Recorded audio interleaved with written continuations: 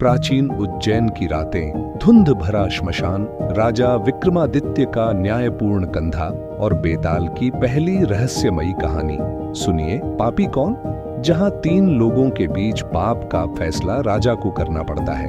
क्या राजा चुप रह पाएंगे या न्याय की आवाज निकलेगी?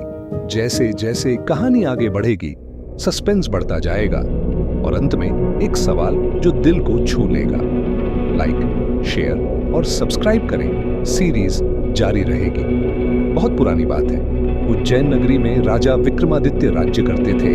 न्याय के देवता माने जाते थे। एक तांत्रिक योगी ने उन्हें चुनौती दी। श्मशान में एक बेताल पेड़ पर लटका है, उसे कंधे पर लाद कर मेरे पास लाओ, लेकिन रास्ते में एक शब्द भी मत बोलना। राजा गए, बेताल को देखा, मुस्कुराता हुआ, उल्टा लटका, जैसे मजाक कर रहा हो। राजा ने उसे कंधे पर उठाया। बेताल तुरंत बोला, राजन, रास्ता लंबा है, बोर्डम न हो तो मैं एक कहानी सुनाता हूं, लेकिन अंत में सवाल पूछूंगा। अगर तुमने जवाब दिया तो मैं रूठकर वापस पेड़ पर लटक जाऊंगा। चुप रहोगे तो साथ चलता रहूंगा।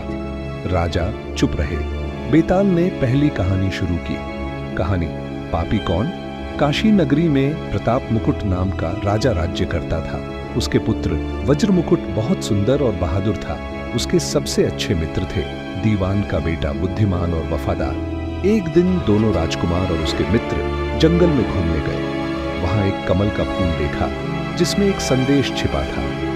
फूल को राजकुमार ने सिर पर रखा, कानों से लगाया, पैर से दबाया और छाती से लगाया। ये सब संकेत थे।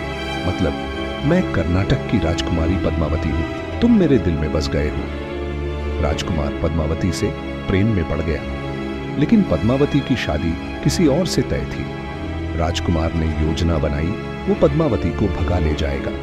उसके मित्र दीवान का बेटा ने मदद की, लेकिन राजा प्रताप मुकुट को पता चल गया।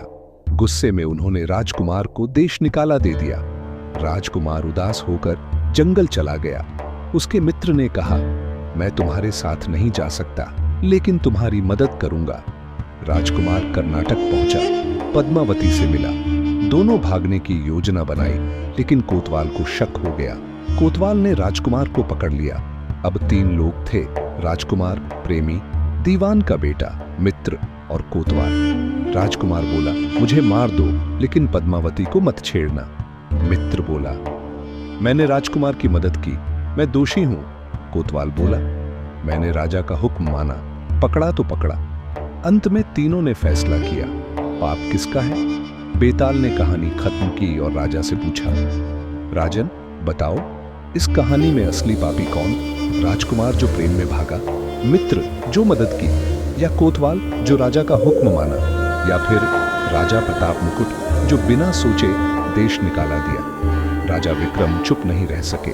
उन्होंने जवाब दिया, पापी राजा प्रताप मुकुट है, क्योंकि उसने बिना पूरी जांच के पुत्र को देश निकाला दे दिया। मित्र ने स्वामी की सेवा की, कोतवाल ने कर्तव्य निभाया, राजकुमार ने प्रेम किया, लेकिन राजा ने न्याय नहीं किया।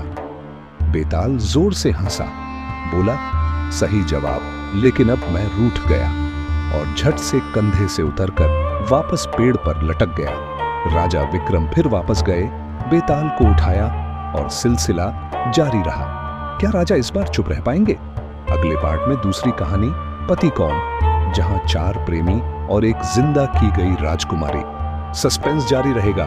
कमेंट में बताओ, तुम्हारे हिसाब से पापी कौन था? लाइक और सब्सक्राइब।